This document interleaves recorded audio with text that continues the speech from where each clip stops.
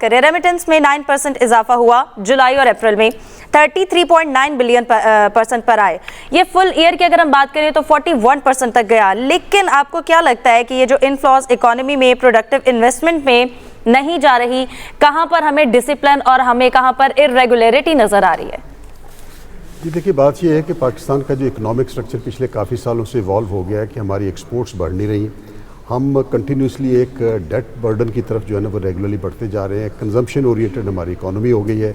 हमारे जो economic sectors हैं वो उसमें अगर देखा जाए तो प्रोडक्टिविटी इंसेंटिवाइज नहीं है। आप इंडस्ट्री का देख लें, एग्रीकल्चर देख लें, सर्विसेज देख लें, पिछले 3 साल की अगर एवरेज लेते हैं तो हमारी इंडस्ट्री की जो एवरेज ग्रोथ है वो हार्डली 2.5 to 3% के लगभग जो है ना रही है।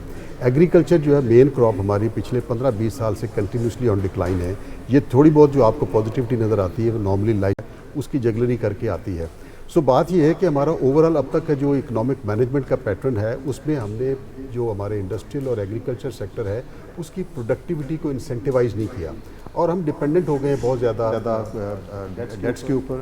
वो डेट भले IMF का है या कल बैंकों का है या रेमिटेंस का भी है या उसके बाद रोशन डिजिटल का है। तो हम हर वो काम कर रहे हैं जिससे हमारी जो डेट बैलेंस शीट है, बैलेंस शीट में डेट वो बढ़ता चला जा रहा है, लेकिन दूसरी तरफ से उसको ऑफसेट करने में हम कामयाब नहीं हुए। वो इसी सूरत में हो सकेंगे कि हमारी GDP ग्रोथ जो है ना वो बढ़े, हमारी इंडस्ट्री जो है उसमें इन्वेस्टमेंट नई से नहीं आए। अब आप ये देखिए ना कि एक तजाद है कि हमारे यहाँ स्टॉक एक्सचेंज जो है वो पिछले 3 सालों में वो 3 से 4 गुना जो है ना वो बढ़ गई, लेकिन कितनी कंपनीज हैं जो इसमें रजिस्टर होने आई हैं? Hardly less than a dozen है जो पिछले 1 साल जो है ना वो उसमें आई हैं और उनका भी IPO वॉल्यूम जो है ना वो कितना है।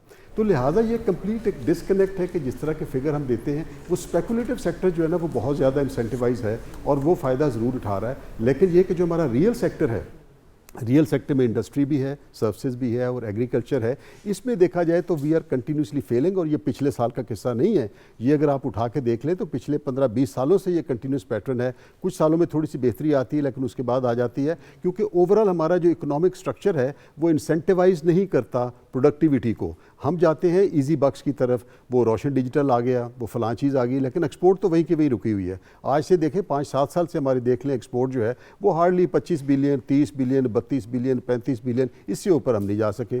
तो लिहाजा हमारे जो इशू हैं वो रियल इकोनॉमी के हैं। जब तक उनको प्रॉपरली हम एड्रेस नहीं करेंगे तब तक ये है कि हमारे पास ये रेमिटेंसेस के ऊपर दारोमदार रह जाएगा, रोशन डिजिटल के ऊपर रह जाएगा और फिर ये कि IMF का जो डेट ट्रैप है उसमें फंसे रहेंगे हम।